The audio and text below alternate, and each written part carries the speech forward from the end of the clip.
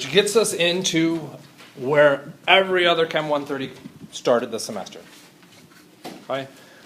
What is known as our PSS chapter, invented solely because they wanted to make a new edition of the textbook and charge you $200 for it. Yes. Right? Yes. The biggest thing out of that chapter is this rule on significant digits. Okay? I know you had a lab on it. Okay? This is why I built that measurement lab thing that talked about significant digits. Okay? So hopefully, virtually all of this section is review.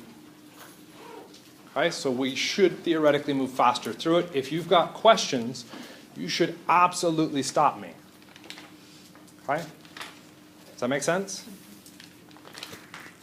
Okay. Measurements. Okay, the big thing in measurements is we have two pieces of a unit. Well, actually, three pieces. We have a number and a unit. Okay? If I tell you 12, I measured 12. What did I measure? You have no concept of what I measured. Okay? I measured 12 feet. What does that mean to you? Just a length unit.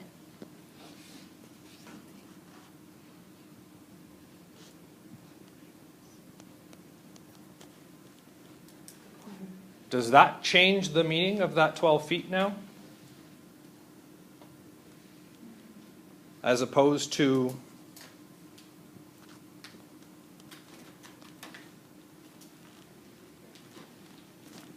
that's a pretty significant change in meaning. One was clearly a lie. Hopefully, you can recognize that. I'm only 6 feet. Okay. So the number is important, the measurement unit is important, and the substance unit is important. You leave off any one of those three, it can make your life more difficult in trying to solve questions. Okay? And it can ultimately mean, in the case of either lab or lecture, losing all credit for the question. Okay? So we have to be careful that every time we specify a number, we include the measurement unit and the substance unit. Okay? Is this something that we will always do for the rest of our lives? No. Because if I asked you to convert 36 inches into feet, what would you do? Say 3 feet. How did you get 3 feet? Divided by 12. You divided by 12. Okay? When you divided by 12, did anybody hear what unit he was using for that? Okay? Why did you just divide by 12 and get the right answer? You knew the conversion, you've condensed all of that unit work, and you've implied it in your brain, and you've created what is known as an algorithm or a code for doing the conversion. Okay?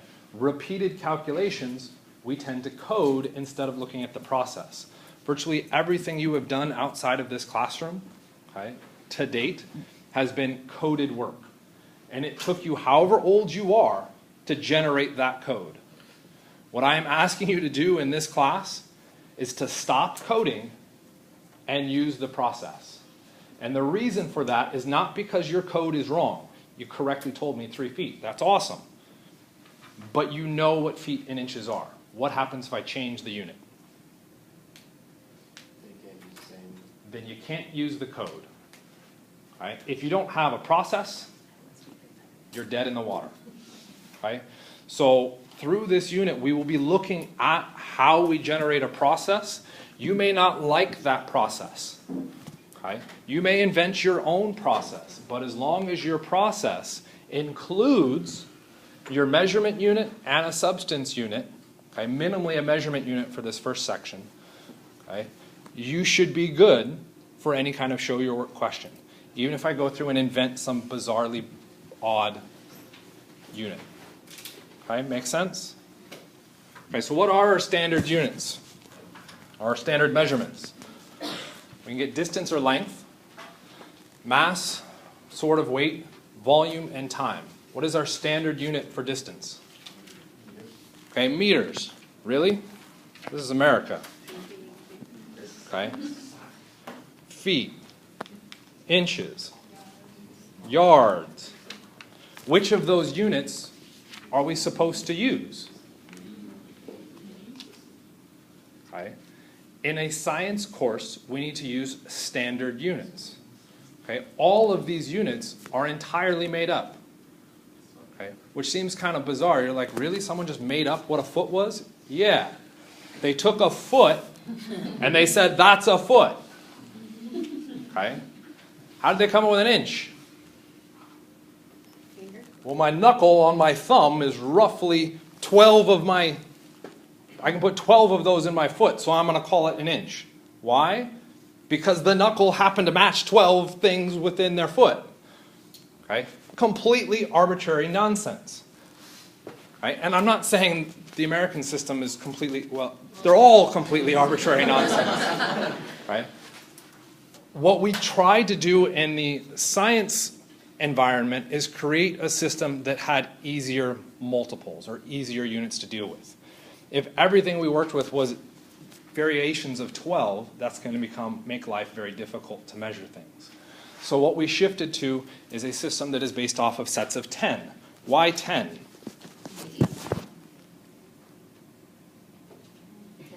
I'm not just holding up my hands.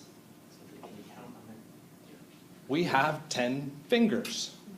Okay? We can count by multiples of 10 relatively easily. How many people in this room can count by multiples of 12 by using your hands? Oh, that's a pretty horrible system. Right?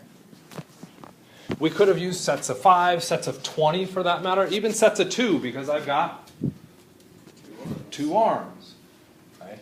But we tried to pick a system that was easily transferable. Sets of 10 was one of the easiest ones. Okay, so that's where we came up with the meter unit for our distance. What do we use for mass? Okay, this is actually an interesting one. Officially, we don't use grams, which is really weird. Officially, we actually use kilograms. That is the core or the base unit for mass. Our base unit for distance is meters. Our base unit for mass is kilograms. I would argue that is a horrible unit system to work. Okay, why? The abbreviation for our base unit for meters was what? M. How many letters was that? What is our base unit for kilograms? How many letters? 2. Okay, we picked a base unit that was more complicated. Okay? So what I would argue in this class, what we will reference is a core unit. The core unit is now different because the core unit is going to help us with conversions later on. Our core unit for meters is unit M for meters. What is our core unit for mass? kg is a complicated unit. There's 2 pieces. I want the core, G. I'm just going to look at grams. Apparently I should have slept longer because I was dreaming. Or I was dreaming. I guess we should switch it around. Okay. So we're looking at grams as our core unit. Okay. Volume, liters. Why is liters a nicer unit? Okay. Our abbreviation again for liters is just L. We're getting a single unit there. Time. Time becomes a little bit tricky. For the most part, it's seconds. Why do we pick seconds? What class was this? The 838. Okay, I didn't ask when it started. What class is this? Chemistry 130. Okay, chemistry. We're looking at running chemical reactions. How many of you would be excited, and probably none of you are excited, but how many of you would be more excited if all of our chemical reactions were measured on hours?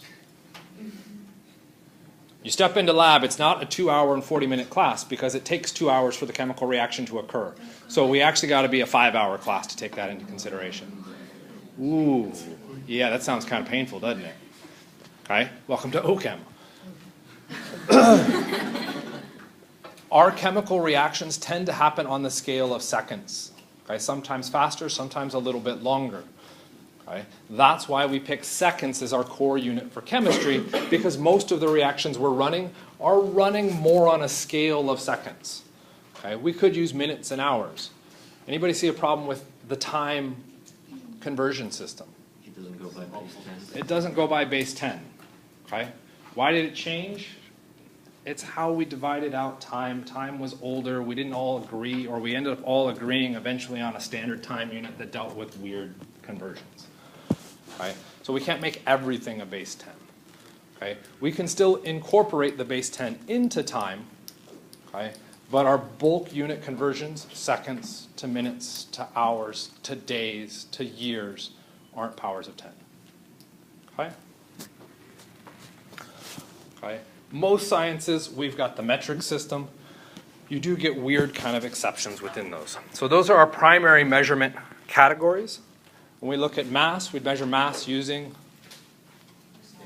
a balance. Okay? I had a friend complain about scales, calling them scales, because fish have scales. We have a balance. We're comparing an unknown mass to a standard mass. It's what's the balance between them. Okay? There's a neat little YouTube link here. Okay? Because I think we're already behind. I don't want to go into it, but if you click it, it's kind of neat, talking about the mass measurement system. Okay? And ultimately why we use kilograms as our base unit instead of grams. Volume measurements. Why would we now all of a sudden switch? Why do I need a volume measurement? Why not just stick with a mass measurement? Density comes into play if I'm looking at mass and volume. To figure out liquids. Why is it difficult to figure out a liquid's mass? Because What happens when you pour a liquid on the balance? it's still shaking. It moves off of it, right? And yeah, you just put a secondary container. Yeah, I know. Okay? But then you got to do calculations. You got to subtract the mass of the secondary container. Okay? So what happens with our measurement for volumes? We created a system where we have individual markings that would allow us to measure that volume, okay, or the area it takes up. Okay? And we do this primarily for liquids, because for solids it's easier to determine the mass. Okay? Measurements with uncertainty. Okay? What is the length of this silver rod? At least 4 inches. 4.5 centimeters. 4.2 Okay? Because we're making a measurement, we can't say at least. We actually have to specify this. How many people say it's under 4? Over 5? Oh, nobody. Okay, so that 4 is a truth. Okay? Nobody's going to say the other directions, right? Okay? Everything in science includes a guess. Okay? Because I know more information about this. The rod isn't exactly 4. It's a little bit more than 4. It's not 5, so it's less than 5. So I'm going to include a guess about that next digit. Okay, so this should be 4.2. Okay, 2. I heard a 4.3. Okay, we could even go 1, go 4. How many of you would say 6? Why not? Okay. You're looking at approximating the halfway mark. It's under the half. Okay, so based off of your visual skills, you can tell that the 0.6 is a bad measurement. Okay, no one would make that. Okay. That next place, though, where we're looking at here is now a guess based on that information. Okay? If we match this with our truth statement, that's almost like a dare. Okay? What if I guessed another place? Guessing out a guess. Okay? In the video, we're saying we're guessing on a guess. It's now a double dare. Okay? That doesn't count. Okay? In science, we're theoretically looking at life and death situations. Okay? We don't want to play Russian roulette with our life and death situations. We'll do a dare, but we're not going to double dare. Okay? So you get one extra unit, one extra place. Okay? What if I want more precision? I want to know another place. What has to change? The measurement tool has to change, and it has to give me more markings. Okay? Make sense? This becomes challenging in lab, okay? And students tend to lose lots and lots of points on it because you look at the ruler and say, well, that's 4. No, it's not. It's 4.2 or 4.3 or 4.1, 4.4. Okay? It's one of those values. Okay? So in your first measurement lab, you talked about this idea of precise. How precise is the instrument? That precision comes from taking the device and sending it out to 1,000 people with a standard unit thing to measure and say, tell me what you see. Those 1,000 people all come up with what they see. They compile all of that data, all of these measurements. They take an average of it and a standard deviation. How much do they vary by? That's now the precision. If the device was worth anything, they did all that work for you, and you don't have to do it. It's written on the device. Okay? If the device kind of sucks, they're really telling you they don't really know. We just have to work within the system we've got. Okay? Kind of makes sense? Okay, so let's skip over that. There's a zoom in. You didn't need that. There's more measurements. So, right, we could get more precise. This one now becomes 4 point. Of course, you up front can see it really easily. 0.1, 0.2, 0.25, 0.26. Okay, we're guessing at that last place. I have to record that value. The instrument gives me information there. I have to record it. Why do we not typically look at this for a mass? Because it has so many variations. How do you measure length? What are you using? A ruler. How do you measure mass? A balance. And in particular, what kind of balance? A digital balance. The digital balance did all this work for you. It just spits out the number, including the guess. The instrument guessed it all for you. You don't have to worry about it. Okay? This is effectively an analog versus a digital situation. All of your analog devices, you have to do the work. Okay? Like reading a clock. You have to do the work on the interpretation of what that clock means. Whereas if it was digital, you just look at it and go, oh, I know exactly what the numbers are. Make sense? Okay. Significant digits. So we're just going to jump straight to this. Okay. So we'll do this all in unison, because at this point, you guys had some practice in lab on it, and you should be phenomenally awesome at it. Sig figs, starting. We'll go up here first, we'll go down, and then we'll go down again. Okay, we'll call it the red column and purple column. Does that work? Okay. Starting with the red column, we have 3.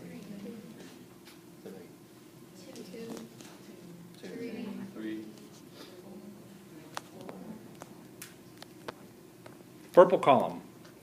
2. 2. 3. Okay. That wasn't everybody in unison. So I'm going to guess that either means some of you were either overconfident with this or underconfident with this. Okay.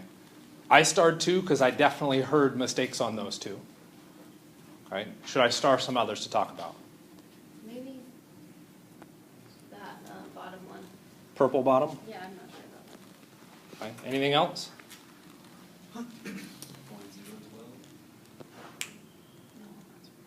Point. Oh, so this one? Right above it? Okay. I'm going to talk about the difference between those 2 first. Okay. What's the difference between those 2? Okay. A leading 0. Okay. Why is that important? Tell me what that number is in the circle. Nope. I didn't put a point. Sierra, can you help me out here? What is that right there? Is that a point? Is that a point? A little bit. Yeah, it's a little bit of a point. Okay. What happens with a decimal point? Most people just stab. You probably didn't see it. Okay. If you drop a 0 in front, why did I write 0 5 feet? That doesn't make any sense. That slight pause is enough to go, is there a decimal point there? Oh, yeah, there was. Let me make that a little more clear. Okay. Is 5 feet versus 0.5 feet going to make a significant difference? Yeah. Okay. So by including a leading 0, you can help yourself not miss decimal points and keep a number as a proper decimal. That's the only reason why I would suggest leading zeros. There's no other need beyond it, okay? It's just trying to track a mistake. Okay, so clean that all that up, get rid of that. Start with red, this guy. Why is that 2? Zero is a placeholder. 0 is a placeholder. How do you know 0 is a placeholder? Okay, there's no decimal. Okay? This is where the rules come into play. Okay? The reason we have confusion over sig figs is not because of digits 1 through 9. Everybody counts those as significant. But 0 holds 2 meanings. 0 can say, don't put a number here. Or it can say, the number here is not 1 through 9. Those have entirely different meanings. In the case of the 120 here, that 0 is acting as a placeholder. Don't put the 2 there. Because if I put the 2 there, what happens? It becomes, it isn't a placeholder anymore. It changes the identity of the number. If I place the 2 where the 0 is located, the 2 shifts from being in the tens place to the ones place. And if I shifted the 2, what else did I shift? Probably the 1. The 0 is acting as a placeholder to make sure the 2 goes into the tens place and the 1 goes into the hundreds place. Is this important? Okay. Let's look at a paycheck. Okay. If I say only the 1 and the 2 are significant, okay, and the zeros are really just kind of irrelevant, your paycheck goes from being $1,200 to $12. You're going to be a little upset? You're like, no, 12 bucks, it's for something. Okay. That's a pretty significant difference. The zeros are telling us, don't place a number in the ones place. Don't place a number in the tens place. Place the 2 in the hundreds place. We could do this by always writing out all of our places. What swiftly becomes a problem with that? The larger number should be. Larger numbers? How many places should you be specifying? Well, everything. Okay? What's the largest number? It's the largest positive number. It's infinite. How many lines do I have to write out? An infinite amount. That means I don't get to stop writing lines. To write a single number, I am not allowed to stop writing the lines marking the places. Okay? Ever. To write a single number. That's a bit silly. That's why we use zeros as placeholders so that I don't have to deal with showing where each of those places are. Right? What changed when we moved the number underneath? Now there's a decimal place. That decimal point changes the meaning of the 0. Is there still a decimal point implied in the top number? Implied. Yes. Okay, it is implied, because if it wasn't implied, then well, where did it show up? Okay. Did it show up way over here, in which case that's not 120 anymore, that's however many zeros go in there, let's say 12 trillion. Okay. Or maybe the decimal point was way over on the other side. Okay, there is an implied decimal point there. It's not directly specified, but it's implied presence. In the bottom one, it's directly specified. By directly specifying it, I am now stating that that 0 is no longer a placeholder. It is exactly not 1 through 9. The meaning of it changes. Okay? The presence of the decimal point dictates that. That's what these rules go through and do. We look for that decimal point. That decimal point tells us the meaning of our 0. So in the first one, there is no decimal, so that would be rule 2. The 0 must be controlled by numbers to the left and to the right. Looking at the wrong part of this. What is to the left of that 0? 2. A 2. Is that a significant digit? Yes. Yes. So that is fair. What if I look to the right? Nothing. There's nothing specified. Can nothing be a significant digit? No. What does that mean? The 0 is not significant. Okay. When I move to 120 decimal point, there is a decimal point. The 0 needs to be immediately preceded by a significant digit to be significant. Preceded means I only need a significant digit to the left or to the in front of it. Is there a significant digit immediately to the left of that 0? Yes, which means the 0 is significant. Now I have 3 sig figs. Okay? What happens when we move over to the other side? Our 0.012. Well, we have a decimal point. Which rule do I use? Rule 3. So I start with my first 0. I look to the left. Is that a significant digit? No, so that's not significant. I look to the left for the next 0. Is that a significant digit? No. 1 is always significant. 2 is always significant. How many significant digits? 2. I move to the bottom number. Okay. Look to the left. What do I have? Nothing. Look to the left. Significant. Significant. 3 sig figs. Okay. I've gotten into sort of fights with other faculty on this. These rules work every single time. And I've had several faculty, well, you just aren't looking at them carefully enough. You have to use all of the rules that are listed in, say, your lab manual or your textbook. Find the exception. Okay. That will be my response. Find the exception. There isn't one. These 3 rules always work. Okay? So, up to you. Memorize 5 rules. Memorize 3. Ultimately, you need to know your sig figs. Okay? This becomes another fun one. Measurement versus exact. Don't get all finicky on me and saying, well, there's only partial quarters there. How many quarters do you see within that image? There are 7 quarters. How many sig figs is that? Okay? If you're saying only 1, okay, then you're saying that next place, the 10th place, you don't know anything about. So it could be 9. 7. Is it 7.9? No. Absolutely not. It's 7. So I heard something, well, no, it's 7.0. So now how many sig figs is it? 2. And if you're going to say that, then you're saying you know nothing about the 3rd place, which means that could be a 9. Is it 7.09 quarters? No. Okay, and we could play this game forever. Or we could play this game all the way through infinity. How many significant digits are in the measurement 7 quarters? An infinite number of sig figs. Okay? Which is mind-blowing, because you go, well, that didn't match with the previous system.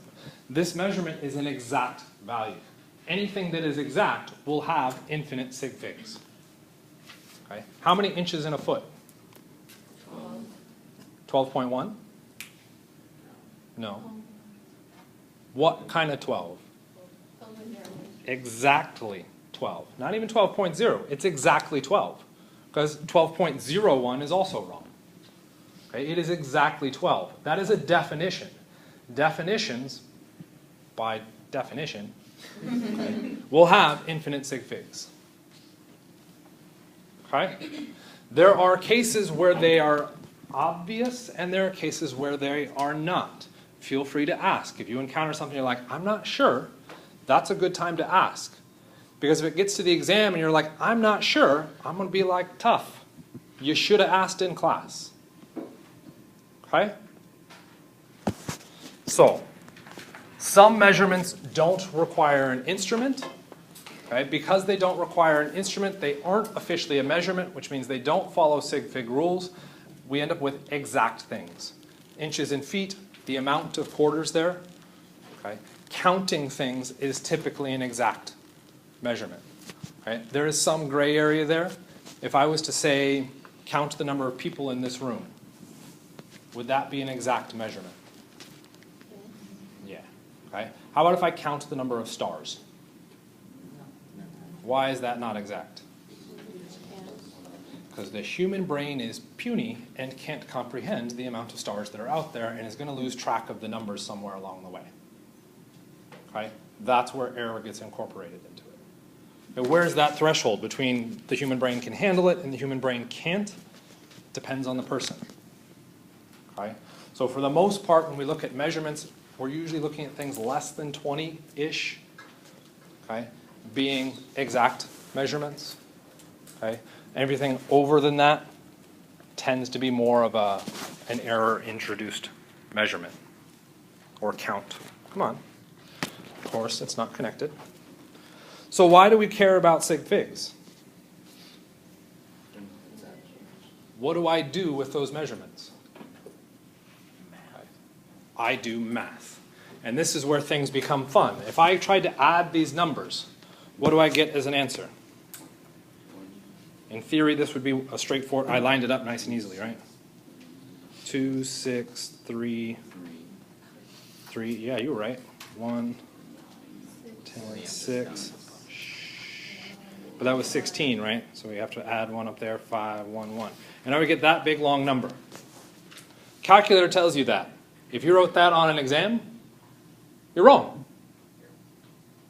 Okay? Why are you wrong? We have to be concerned about the precision of our devices. Okay? When we enter it into the calculator has no concept about whether this is a measurement or an absolute value, okay, an exact value. Since these are all measurements, the answer can only be reported according to the rule for addition and subtraction, and that is our least precise place. Okay? Which of those is the least precise? The top one.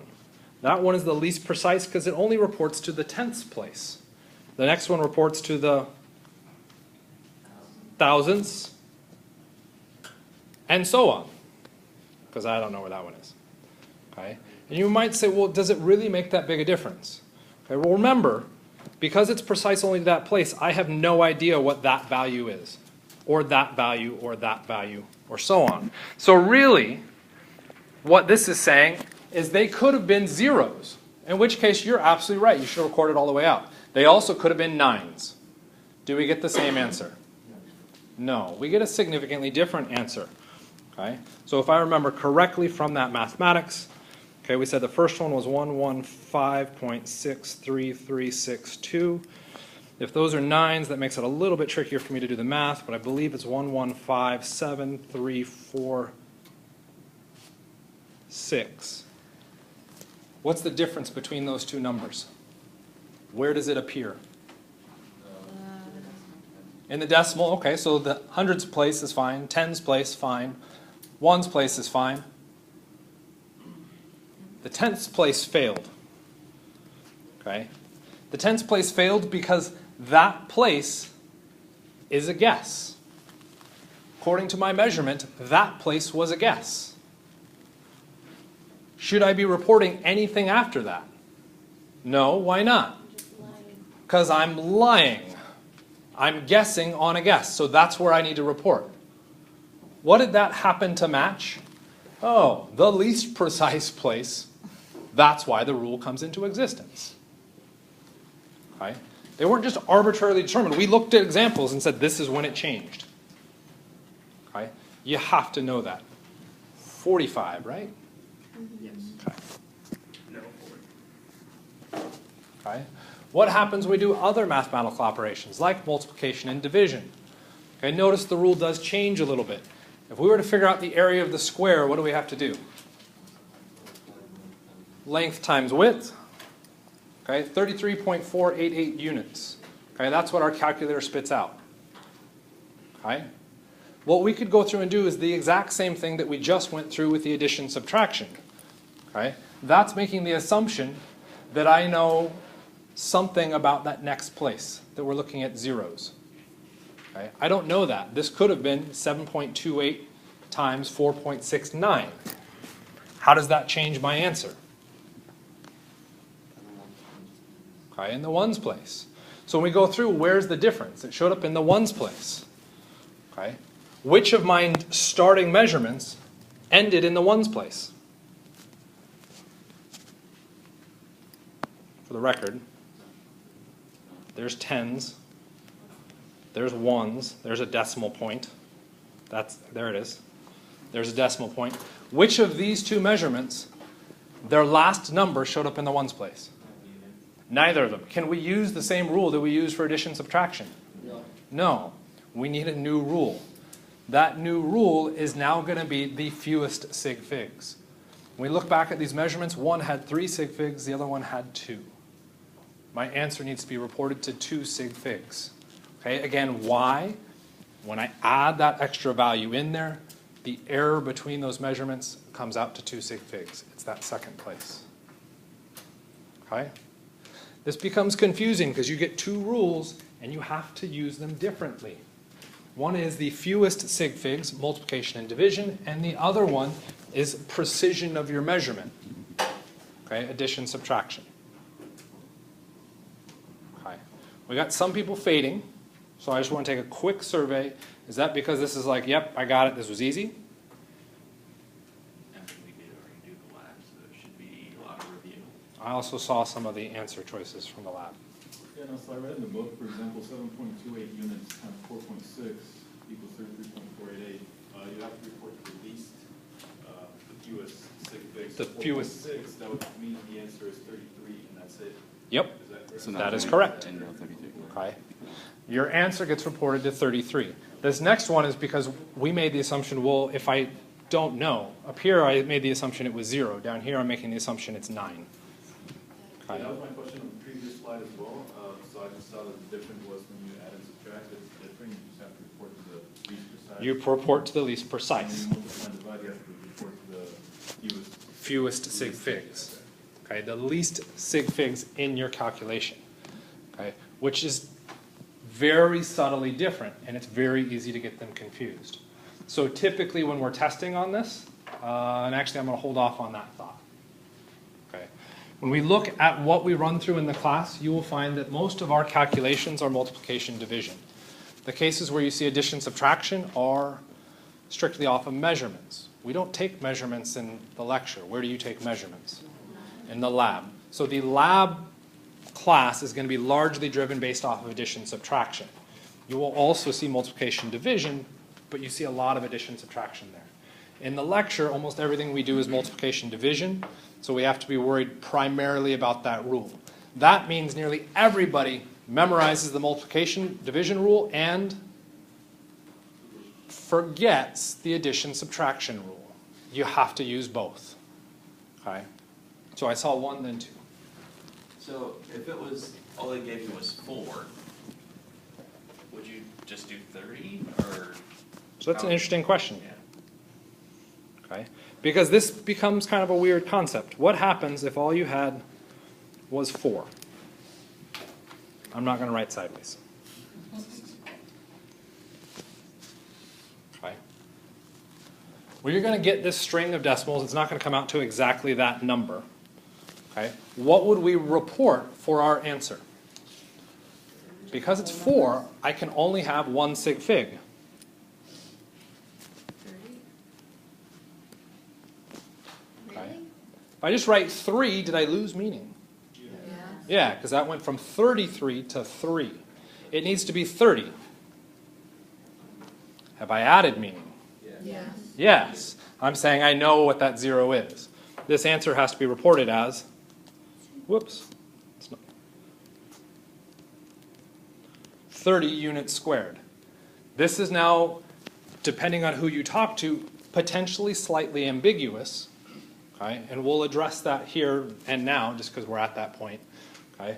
According to the rule set I gave you, it's not ambiguous. There's 1 sig fig. It's that 3. The 0 is not significant. Okay? It's a placeholder telling me the 3 belongs in the tens place.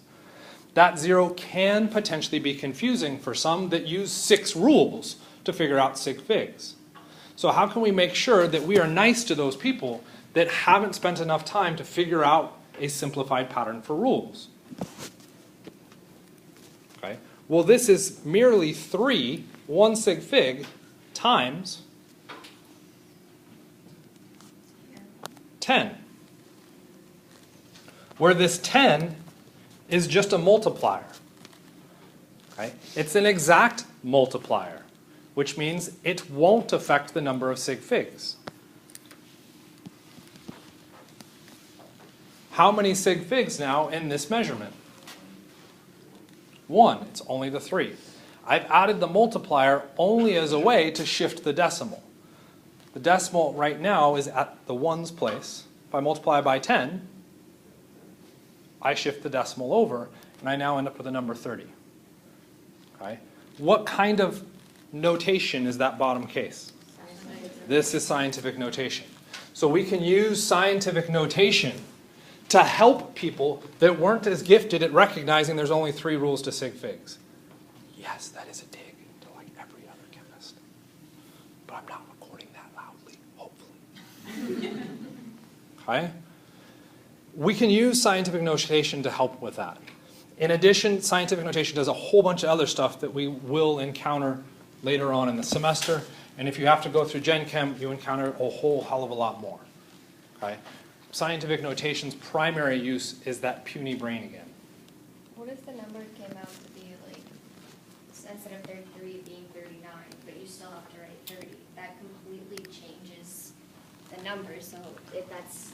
What if, rounding, what if in your calculation, you ran a calculation that came out to 39.62151. You're only allowed to report 1 sig fig. You make it 40 round. You look at the first insignificant digit and you compare it to 5, okay, or ultimately 4. If it's larger than 4, you add 1 to the previous place.